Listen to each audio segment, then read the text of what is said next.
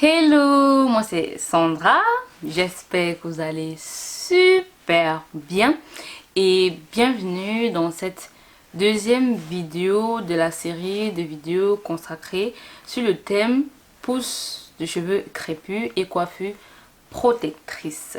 Alors dans cette vidéo on va parler du temps de pose de votre coiffure, donc ce temps là en fait que vous avez décidé de laisser vos cheveux sans les manipuler. Et on va en fait voir ensemble quels sont justement les inconvénients de ce temps de pause. Alors dans la vidéo précédente, je parlais en fait des dégâts, des conséquences qui arrivent quand vous décidez de faire une coiffure. En conclusion, il en ressortait que quand on veut déjà faire sa coiffure, on se casse les cheveux. Alors, quand vous décidez, donc après la confection de votre coiffure, vous décidez de porter votre coiffure peut-être pendant 1 mois, 2 mois, 3 mois, 5 mois. Oui, ça existe, ne me regardez pas comme ça. Il y a des gens qui le font. Prenons le cas d'une personne qui a décidé de garder sa coiffure pendant 1 mois. Parfois, on a envie de rentabiliser entre le temps qu'on a mis pour faire la coiffure, l'argent qu'on a dépensé dans la coiffure, parce qu'il y a les extensions et ensuite il y a aussi le prix. Il faut payer soit la coiffeuse, soit l'ami, soit je sais pas, la tante, je sais pas qui. Bref, parfois on a envie justement de rentabiliser ce temps, donc parfois on garde cette coiffure pendant minimum 1 mois, 2 mois, 3 mois, voilà. Alors, durant ce temps de pause, il y a des choses qui entrent en facteur. Déjà, la pression de l'extension. Par exemple, si vous avez fait des coiffures avec des extensions, il y a déjà la pression de l'extension. Je prends mon cas, moi j'adore les box braids, c'est un truc que j'adore. Et quand moi je me fais ça, je ne fais pas les trucs quand on coupe la mèche en 4, en 3. Déjà, avec la longueur de mes cheveux, c'est difficile. Moi, si on coupe les mèches les expressions par exemple en 3, moi mes cheveux dépassent déjà ça. Donc je coupe en 2. Déjà cette longueur je l'adore, parce que quand je fais ça j'aimerais avoir beaucoup plus de longueur. Vous voyez, non, on va tourner la tête comme ça, etc. Voilà, moi j'aime ça. Et ce qui me plaît même le plus, c'est de ne même pas couper la mèche. Mais bon, c'est un peu compliqué à réaliser, à étirer les mèches et tout. Donc je fais souvent le fait que je coupe une certaine partie. Donc je prends des expressions par exemple, je coupe une certaine partie qui vaut quand vous coupez votre mèche en 4, je coupe cette partie là, et ce qui me reste, ça veut dire que au final j'ai une longueur beaucoup plus longue que quand on coupe la mèche en 2. Et c'est ça en fait que c'est la longueur idéale pour moi. J'aime ça. Quand je me coiffe, c'est parce que j'ai envie de ça, c'est parce que j'aimerais vraiment avoir une tête comme ça, comme ça. Donc c'est mon cas. Et vous vous doutez bien que je vais vous mettre d'ailleurs une photo là, vous allez voir de quoi je parle. Et vous vous doutez bien que là, ça exerce une certaine pression sur le cheveu qui va faire que ça va arracher les cheveux. Et ce n'est pas seulement à l'avant, partout sur votre tête. Regardez ces cheveux, regardez à quel point ils sont fins. Prenons par exemple un cheveu là, par exemple. Vous voyez à quel point le cheveu est fin. Quand je parle de fin, c'est vraiment le cheveu est fin. Je ne parle pas de cheveux fins et épais dans le cadre du cheveu. Je parle vraiment par rapport à ma main, si par exemple. Vous voyez que ça n'a rien à voir en fait. Ce sont des micromètres. Donc, maintenant, quand on va faire par exemple des box braids, on va, bon ça c'est trop petit quand même, on va prendre un peu plus épais que ça pour me faire en fait une tresse. Et quand on va faire la tresse en fait, soyons honnêtes, on ajoute beaucoup plus de cheveux qu'on a de cheveux. Je veux dire, si par exemple la portion de cheveux qu'on a pris pour faire ma tresse, imaginons que c'est 10 cheveux, voilà. Soyons honnêtes, vous n'allez pas prendre aussi 10 grains d'extension pour faire, parce que ça sera vraiment idéal. Ça fera en sorte qu'il n'y aura pas une certaine pression sur le cheveu, vu que le poids des cheveux que vous ajoutez, c'est égal au même poids que les cheveux que vous avez. Donc vous avez 10 grains de cheveux, vous prenez 10 grains d'extension. Soyons honnêtes, ce n'est pas beau. Ce n'est pas beau à voir, soyons honnêtes. Donc on prend très souvent beaucoup plus de cheveux d'extension qu'on a divisé de cheveux pour que ça recouvre vraiment le cheveu, pour que ça l'enrobe et pour que ça donne aussi un aspect visuel qui soit joli. Et il y a aussi comment on appelle ça, vous voyez les box braids qu'on fait vraiment, les gros box braids là. Donc ça c'est déjà encore un autre niveau qui, et moi aussi j'aime ça. Ça aussi c'est un truc que j'aime. Et ça c'est aussi un autre niveau qui exerce encore une certaine pression sur le cheveu et ça les arrache. Donc il y a déjà ce premier cas là. Le poids qu'ont les extensions, que ce soit même les tissages, parce que là vous êtes aussi en train de coudre. Là les tissages encore, c'est un truc que peut-être je ferai une vidéo spéciale pour ça, parce que quand vous cousez, vous passez l'aiguille là, ça casse aussi. Ah oui, j'ai posé des tissages sur les têtes et je sais de quoi je parle. Quand vous passez l'aiguille déjà casse les cheveux. Et pire encore, ce qui est pire sur le tissage, c'est que il faut faire des nattes collées et petits. Donc imaginez toutes ces nattes qu'on fait pour faire un tissage. À chaque fois on passe la main comme ça, et je connais le mouvement, c'est que elle fait ça, elle n'est pas en train de blaguer. Et vous voyez tous ces petites raies qu'il faut faire. À chaque fois qu'une coiffeuse va faire la raie, elle va tirer les cheveux comme ça. Donc pour ça, bon, on peut, si vous voulez, on peut faire une vidéo approfondie là-dessus. Mais bref, quand on se coiffe, il y a déjà certaines pressions qui s'exercent sur le cheveu. Et c'est un peu comme si vous avez un enfant et vous demandez à l'enfant de porter quelqu'un plus âgé ou bien quelqu'un qui pèse 10 fois son poids. Voilà, c'est un exemple. C'est la même chose avec les cheveux. Ils ont un certain poids, ils ont une certaine force et vous mettez plus que ce qu'ils ne peuvent supporter. Donc c'est en fait ça qui fait que ça arrache les cheveux déjà de la racine et que ça casse d'autres cheveux. Donc il y a déjà ce premier point là. Ensuite il y a ce que me fait souvent rire, c'est que quand on fait ces coiffures, c'est avec des extensions qui sont le plus souvent en plastique. Les expressions, canicolon, c'est en fait du plastique qui a été travaillé pour donner justement cet aspect cheveux. Ce sont, et vous allez voir beaucoup de gens se plaignent que non, les silicones c'est pas bien, ça met un film plastique sur le cheveu, ça fait que votre cheveu ne peut plus prendre des nutriments, etc. C'est pas bien et tout. Mais après on se met du plastique aussi sur la tête. Ces mèches là c'est du plastique. Et imaginez cheveux et plastique, vous êtes en train de prendre du plastique pour mettre sur vos cheveux. À ce moment, ils ne se portent pas bien. Donc le fait de mettre justement ce plastique sur les cheveux, ça les étouffe. Ça étouffe le cheveu. Donc j'entends souvent les gens me dire que non, mais je fais mes soins quand j'ai des coiffures et tout et tout. Mais ma fille, tu fais des soins comment? Comment? Soyons honnêtes. C'est pour ça que moi quand je me coiffe, la seule chose que je fais c'est de laver mes cheveux. Parce que oui, je veux que ça sent au moins bon là. Et d'appliquer peut-être un spray pour que ça sent bon et tout. Mais je sais que quoi que je fasse, mes cheveux ne vont pas absorber ce que je leur donne. Donc je ne me casse même pas à vouloir être là, passer du temps à dire que non, absorber et tout. Je ne dis pas que c'est mauvais de le faire. Ça va peut-être absorber 10% de ce que vous les avez apporté et même une certaine partie, les cheveux qui sont un peu à la surface de votre tresse, par exemple si vous faites des box braids ou encore des nattes collées, ce sont les cheveux qui sont à la surface qui vont même prendre une certaine quantité de produits. Mais les cheveux vraiment que vous avez enrobés dans ce plastique là, mais je suis désolée, ils ne vont pas prendre en fait des nutriments que vous êtes en train de leur donner. Donc c'est déjà aussi une chose. Et ce que je viens de dire là, ça revient à un autre point qui est que le cheveu c'est une matière mode. Le cheveu a besoin d'être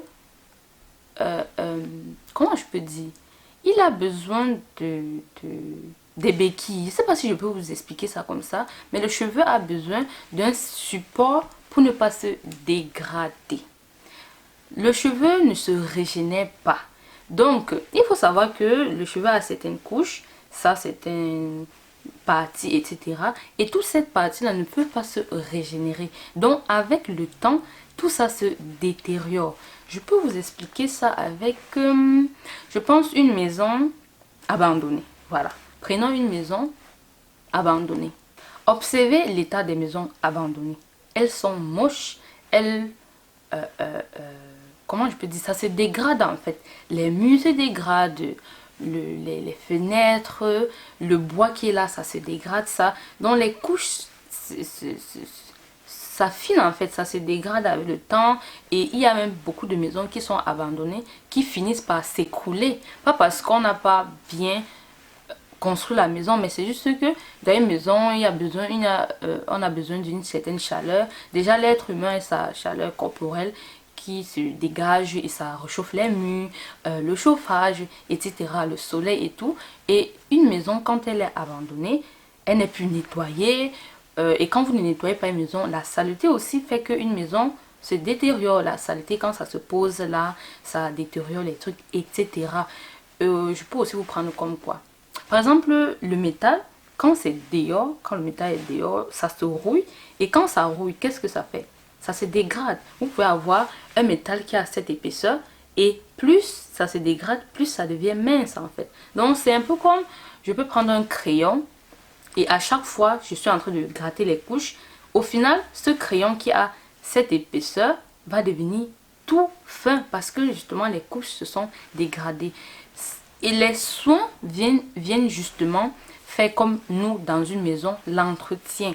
Vous voyez, quand vous êtes dans une maison, vous faites du ménage, vous enlevez les toiles d'araignée, etc., etc. Vous réchauffez la maison pour qu'elle reste en forme. Et de temps en temps, vous changez la peinture parce que les enfants ont frotté ici, la peinture s'est dégradée là, etc.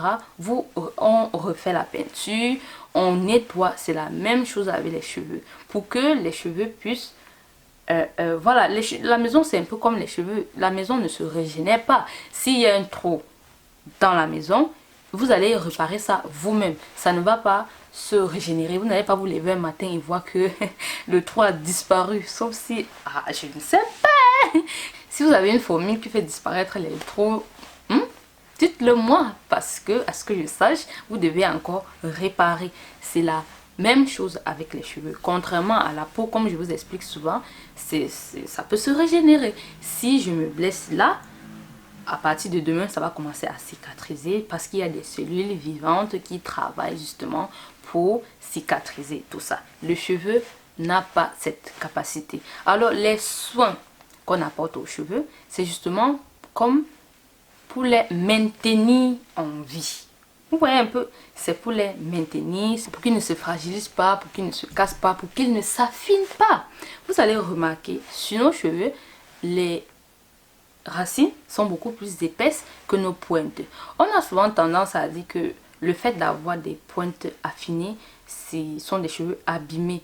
C'est oui et non. C'est en fait tout simplement, vu que vous avez des couches de cheveux, et comme j'ai dit, avec le temps, ça se dégrade.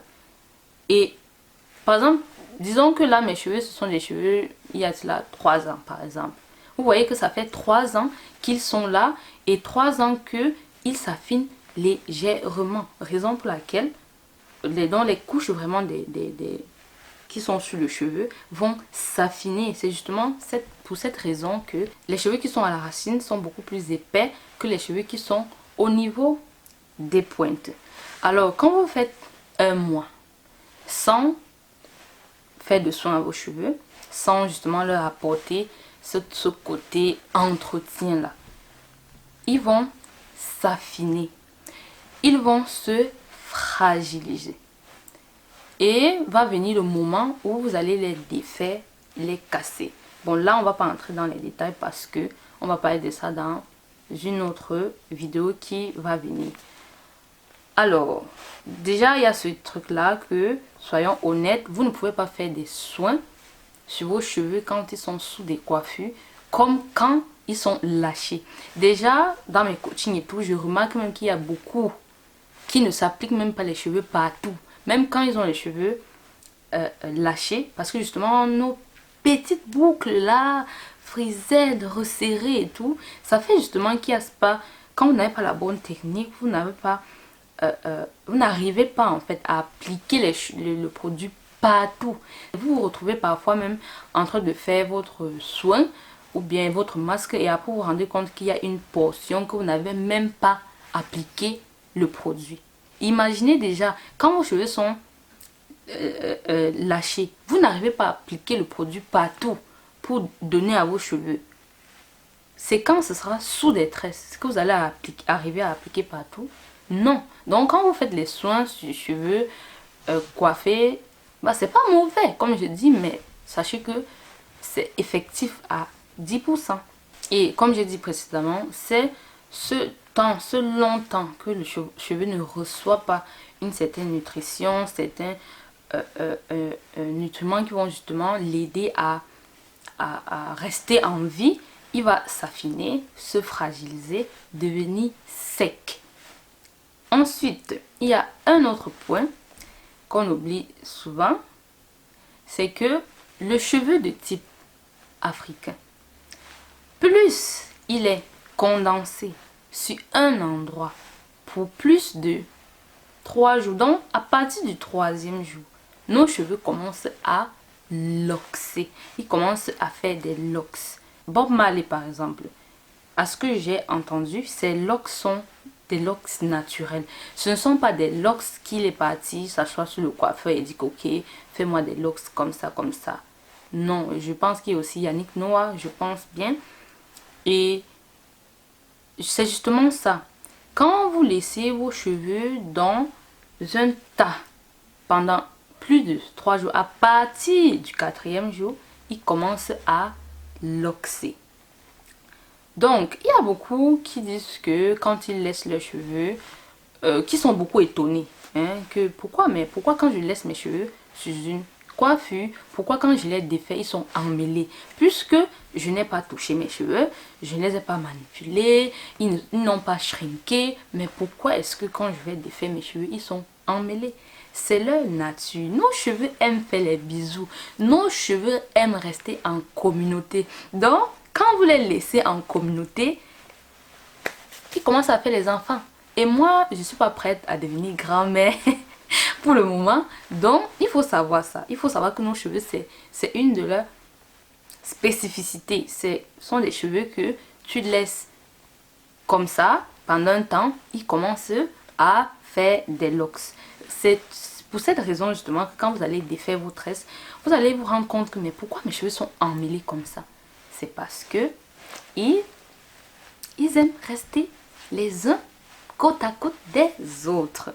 Donc vous voyez qu'on va parler de ça dans la prochaine vidéo, mais vous voyez déjà ce que ça va engendrer. Ça va engendrer de la casse. Ensuite vient un point qu'on dit très souvent, que le fait de faire une coiffure et de la garder pendant par exemple un mois, ça fait que la pousse de cheveux que vous avez eu pendant un mois, disons que vous avez une pousse de 1 cm par mois, il est dit que quand vous allez faire justement votre coiffure protectrice, vu que vous allez faire un mois sans les manipuler, sans rien faire, vous allez les laisser tranquilles, bah vos cheveux vont pousser de 1 cm et vous aurez donc gagné 1 cm. Mais vous savez que tout ça vous l'aurez déjà perdu, comme j'ai dit dans la vidéo précédente. Bah, avant de faire la coiffure, on vous a à casser minimum 2 cm. Vous allez gagner 1 cm ce mois-là, mais au final, vous avez perdu 1 cm. Si on veut égaler les deux, vous avez perdu 2 cm avant, vous avez gagné 1 cm durant ce mois. À ce moment, vous êtes déjà à moins d'1 cm. Et à la suite de la vidéo, vous allez voir que au final, vous serez vraiment dans les moins et non les plus. Il y a ce que je vais dire ici. Beaucoup vont peut-être me demander, mais qui t'a dit ça? Tu as appris ça où? Est-ce qu'une étude scientifique a approuvé ça? Je sais qu'on vit dans un monde où on a besoin qu'une certaine partie de la population, une minime partie de la population, vont au labo pour faire des tests et après venir nous dire que ok, c'est comme ça veut dire que c'est comme ça pour que certaines personnes acceptent ou bien croient. Ici, je vais tout simplement vous demander de faire appel à votre bon sens. Moi, je dis très souvent que le fait de garder une coiffure pendant un mois, ça ralentit plutôt la pousse de vos cheveux. Je vais vous expliquer pourquoi et vous allez me dire en commentaire ce que vous pensez de ce que je vais dire. Comme je dis, ce n'est pas une étude scientifique, c'est mon bon sens. C'est-à-dire, c'est quelque chose que j'ai réfléchi, observé et dans le bon sens, je me suis dit que ça peut être comme ça. La plupart des temps, les personnes qui font des coiffures protectrices, qui laissent garder pendant un mois, ne vont pas laver leurs cheveux. Il y a aussi certains qui gardent pendant 2 mois, 3 mois, 4 mois, 5 mois. Et je me pose toujours la question et je pense que le fait de faire par exemple un mois sans laver son cuir chevelu, sans en prendre soin, parce que c'est aussi de la peau, va en fait le ralentir à produire ce qu'il doit normalement produire. Donc, quand on fait ce temps-là sans laver son cuir chevelu, pour moi, il est obstrué. Donc, les pores sont bouchés, il ne respire plus bien, il n'est plus au top de ses capacités. Vous voyez, non, c'est ce que je veux dire. Il n'est plus au top de ses capacités. Alors, ce qu'il est censé faire, il ne le fait plus au maximum de son potentiel. Et si le maximum de votre cuir chevelu, c'est de vous faire pousser les cheveux de 1 cm par mois, vu que durant toutes ces périodes, vous êtes en train de le maltraiter, si déjà vous êtes quelqu'un, on vous a fait des tresses serrées, le cuir chevelu, il est déjà irrité. Ensuite, vous faites un mois sans le laver, il y a accumulation de saleté et les pores sont obstrués et vous ne le prenez pas soin de lui. Donc, à ce moment, il n'est pas au top de sa forme, il n'est pas au maximum de son potentiel. Et s'il devait vous faire pousser 1 cm, peut-être il va vous faire pousser, je sais pas, 0,8 cm ou bien 0,5 ou bien, je sais pas. Donc c'est quelque chose que je pense que ça joue un rôle. Donc on vous dit très souvent que pendant ces 1 mois, vous allez gagner en longueur, mais ça peut être que le maximum de votre pouce, vous êtes même en train de freiner ça parce que vous avez fait une coiffure protectrice. Vous voyez, donc le temps de pause a, comme vous venez de comprendre, aussi ses inconvénients. Donc la pression des mèches, les mèches vont exercer une certaine pression, toute cette pause. Et aussi moi encore, je prends encore mon cas, quand j'ai des rastas, je vais tourner ici, tourner là, arrêter des chignons, etc. Et c'est aussi même une des raisons pourquoi parfois j'ai toujours des appréhensions de faire ça, parce que moi j'ai des tempes fragiles. Moi j'ai des tempes vraiment fragiles et je tiens à mes tempes. Je n'aimerais pas avoir des tempes dégarnies. Et à chaque fois que je me fais des box braids, et j'ai aussi la chance que, mais malheureusement elle est partie, j'avais ma chérie ici qui me coiffait et elle respectait mes cheveux. Quand je lui disais que non, fais comme ça, elle écoutait. Quand on arrivait devant, je lui disais que non, ne prends pas mes cheveux, elle faisait aussi ça. Mais malgré tout ça, ça me cassait les cheveux. Quand vous allez aller faire comme moi je balance. Parce que quand je fais cette coiffure, c'est pour être à l'aise. C'est pas pour que ça reste là comme le poteau. Et comme par exemple avec mes cheveux aussi, j'aime passer les doigts dedans, j'aime changer de tête, j'aime faire le chignon aujourd'hui, coucher demain, etc. J'aime ça. Donc quand je fais ma coiffure, c'est pour profiter de ça. C'est pour me sentir belle, épanouie, à l'aise. Donc quand je fais ça, je les manipule, je fais des chignons. C'est surtout ça, quand on fait un chignon vers le haut, bien vers le bas, etc. Ça exerce à chaque fois une pression et parfois vous trouvez des cheveux par terre, par exemple, quand vous faites les braids là, vous allez trouver ça au sol. Et vous pensez que c'est au sol parce que ça a glissé de vos cheveux. Non, ça c'est tombé avec vos cheveux à l'intérieur. Donc ça s'est arraché. Donc c'est quelque chose qui m'arrive et qui arrive à plein d'entre nous. Traction. Cette traction qui exerce le cheveu. Il y a le fait qu'on enrobe nos cheveux de plastique, ça étouffe le cheveu. Ensuite, on ne peut pas faire de soins, donc le cheveu se dégrade et à la fin, on a un cuir chevelu qui ne sera pas au maximum de son potentiel. Je tiens encore à vous demander, est-ce que vous pensez qu'au final, ce sont des coiffures protectrices? C'est à vous maintenant de répondre. Je pense qu'il faut donner leur place à ces coiffures là. C'est tout simplement des coiffures, un point. C'est pas plus, c'est pas moins, mais c'est pas la clé pour avoir de longs cheveux. Si c'est ça votre but, c'est pas la clé, parce que c'est plutôt le contraire. Quand je fais des tresses, comme j'ai dit, je sais après que j'aurai des cheveux beaucoup plus fragiles. Je sais que j'aurai des cheveux secs, je sais tout ça, mais je sais quand même comment les récupérer, mais je sais que je vais perdre certaines longueurs. Et si vous avez regardé ma vidéo sur comment j'ai intitulé cette vidéo, mais je sais plus, mais c'est une vidéo où je vous explique ce qu'il faut faire après les tresses. Et vous voyez que dans cette vidéo, je me coupe les pointes. Quand je défais mes tresses, je me coupe les pointes parce que ça, ils se sont affaiblis, ils sont secs, ils sont rêches et tout. Voilà, je sais déjà que je vais perdre en cheveux. Non seulement ce qu'on a cassé durant la confection, ce qui s'est arraché durant le moment de pause. À la fin, je vais couper aussi. Ben, on va parler de ça dans la vidéo suivante.